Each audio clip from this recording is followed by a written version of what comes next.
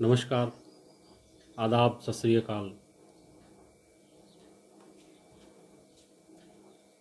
आज हम बात करेंगे देश के श्रम कानूनों की। आखिर क्या स्थिति है देश के श्रम कानूनों की। जब से लॉकडाउन लागू हुआ है पूरे देश में दबे कुचले और पहले से ही अपने जीवन से लाचार बेजार मजदूरों का और ज़्यादा हाल बेहाल हो रहा है। तो दोस्तों, आपको ये जानना बहुत ज़रूरी है कि आखिर मजदूरों की इतनी दुर्दशा क्यों हो रही है। और घोर आश्चर्य की बात यह है कि इस देश में 1278 किस्म के श्रम कानून मौजूद हैं और हर साल हजारों करोड़ रुपए का देश में मजदूरों के लिए बजट आवंटित किया जाता है। ईएसआई पीएफ के नाम पर मजदूरों को खुश करने का प्रयास किया जाता है।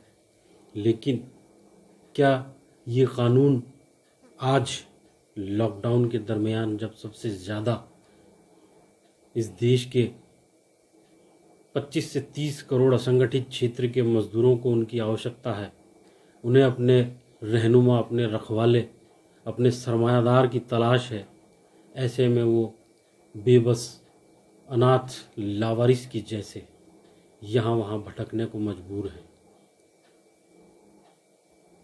आखिर वो कानून कहाँ हैं?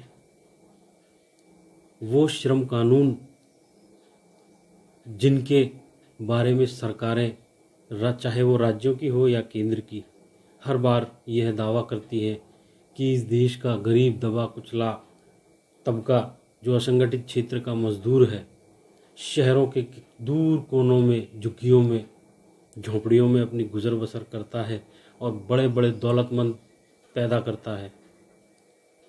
उन दौलतमंदों की खुशियों में चार चांद लगाता है। आज उस मजदूर की हालत क्या है? आज श्रम कानून कहाँ आड़े आ रहे हैं उन मजदूरों के, उन असंगठित क्षेत्र के मजदूरों के। दोस्तों, हमारे मुख्यमंत्री जी को जननायक की उपाधि कुछ सोशल मीडिया के माध्यम से लोगों ने दी हुई है। तो हम हमारे उन्हीं जननायक महोदय श्रीमान मुख्यमंत्री अशोक गहलोत जी से भी एक निवेदन करना चाहेंगे कि मुख्यमंत्री महोदय कृपया अपने प्रशासनिक अमले पर नज़र रखें। गुटखा, तंबाकू, पान, बीड़ी, सिगरेट के उत्पाद बड़ी आसानी से, बड़े आराम से प्रत्येक दुकान में उपलब्ध हैं, मिल रहे हैं, लोग खरीद रहे हैं। तो यदि उत्पादन नहीं हो रहा है तो यह कहाँ से आ रहे हैं? और 8 से 10 गुना ज़्यादा कीमत पर लोग खरीद कर खा रहे हैं। तो वो जो ज़्यादा कीमत दे रहे हैं वो कहाँ जा रही है? वो किसके पेट में जा रही है? आखिर कोई तो इसकी जवाबदेही तय करे। आखिर कहीं तो पता चले कि झोल कहाँ है। यदि उत्पादन नहीं हो रहा है तो फिर ये कहाँ से आ रही है? और यदि उत्पादन हो रहा है तो बेचने पर प्रतिबंध क्यों है? कुछ अजीबोगरीब किस्म की व्यवस्थाएं की हुई हैं जो जाने अनजाने कुछ जमाखोरों को लाभ पहुंचा रही है, भ्रष्टाचारियों को लाभ पहुंचा रही है। इस देश की मीडिया की, इस देश के नौकरशाहों की, इस देश के राजनेताओं की सबसे बड़ी और अहम समस्या क्या है? शायद आपको पता नहीं, या शायद आपको पता हो तो भी आप जानबूझकर उस समस्या से मुंह मोड़ लेते हैं। दोस्तों, इस देश की सबसे महत्वपूर्ण समस्या है कि मुख्य मुद्दों से मुंह मोड़ लेना। आज आप देख रहे होंगे तमाम न्यूज़ चैनलों पे, मीडिया हाउसों में कुछ अजीब व गरीब किस्म की बातों को लेकर बहस होती है। कभी साधुओं की हत्या पर, कभी हिंदू मुसलमान पर, कभी तबलीगी पर, कभी जमातियों पर, कभी क्वारंटाइन होने वाले ना होने वाले लोगों पर, कभी थूकने वालों पर। लेकिन जो वास्तविक समस्या है उससे सभी लोगों ने मुंह मोड़ा हुआ है, किनारा किया हुआ है। और वो महत्वपूर्ण समस्या है इस देश के 30 करोड़ से भी ज़्यादा असंगठित क्षेत्र के मजदूरों की समस्याएं। दोस्तों, कोरोना से भले ही कुछ हज़ार, 2,000, 3,000 लोग मरे, लेकिन इस लॉकडाउन के कारण इस देश में आपको ये जानकर आश्चर्य होगा कि सन 1947-47 के बाद सबसे बड़ा मूवमेंट लोगों का, सबसे बड़ा पलायन आम जनता का 2020 में हुआ है, हो रहा है, और न जाने कब तक होता रहेगा। लोगों ने 20-20, 25-25 सालों से जहां काम कर रहे थे, अपनी रोजी रोटी की गुजर बसर कर रहे थे, जुगाड़ चला रहे थे, वो सब छोड़ छोड़ करके पैदल ही, कुछ साइकिलों पर, कुछ पैदल, जिनमें बच्चे भी हैं, गर्भवती महिलाएं भी हैं, बुजुर्ग भी हैं, पैदल ही अपने आशियानों की ओर निकल रहे हैं। लेकिन उनके हालात बद से बदतर होते जा रहे हैं। चंद रोटी के टुकड़े उन्हें किन्हीं शहरों में या कहीं किसी शहर के नज़दीक पहुंचने पर कुछ स्वयंसेवी संस्थाएं या कुछ दरिया दिल दयालु किस्म के लोग उपलब्ध करवा रहे हैं, लेकिन हालात बहुत बद से बदतर हैं। हमारे देश में एरोप्लेन से लाने की व्यवस्था कर दी विदेशों में फंसे हुए लोगों के लिए, लेकिन अपने ही देश के उन हजारों करोड़ों मजदूरों के लिए सरकारों ने अपने खिड़की, दरवाजे, नाक, कान सब कुछ बंद कर रखा है।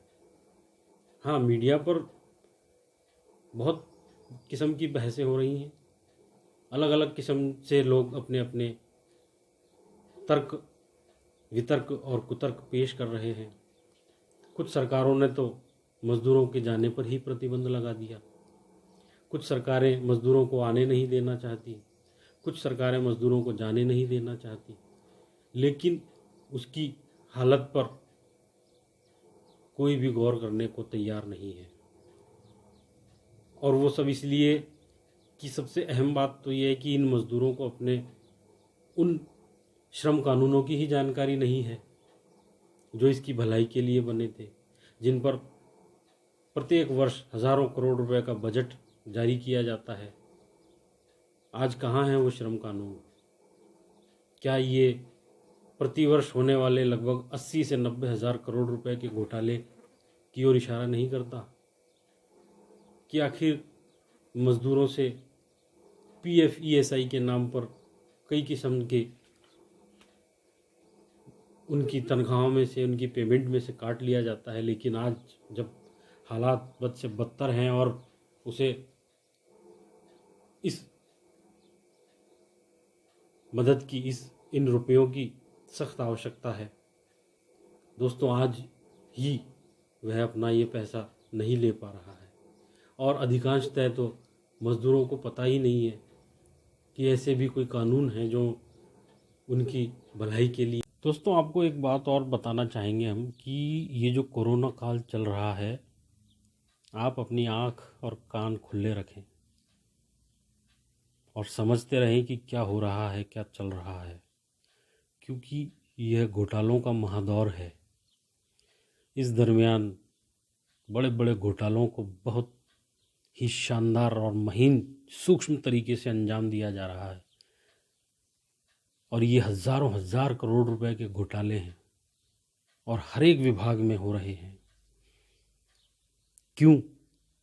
आप जानना चाहेंगे क्यों? वो इसलिए कि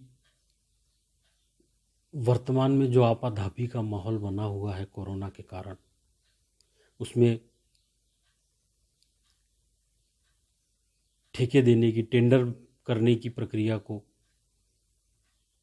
बहुत सरल कर दिया गया है और जो लंबा प्रोसेस होता है उसे बहुत छोटा करके तुरंत हाथों हाथ टेंडर पे टेंडर जारी किए जा रहे हैं। इनमें सबसे बड़ा घोटाला होगा चिकित्सा विभाग में, रसद विभाग में, रेलवेज में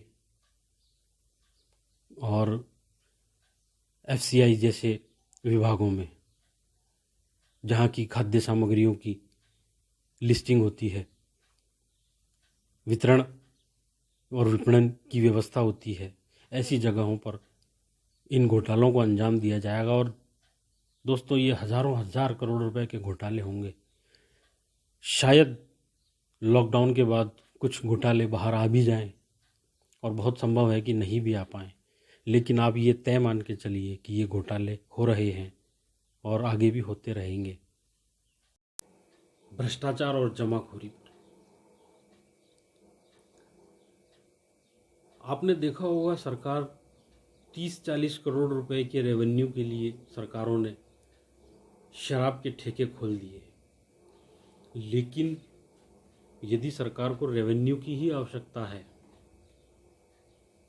तो फिर गुटखा तंबाकू के उत्पादों पर में क्या दिक्कत है, क्या परेशानी है?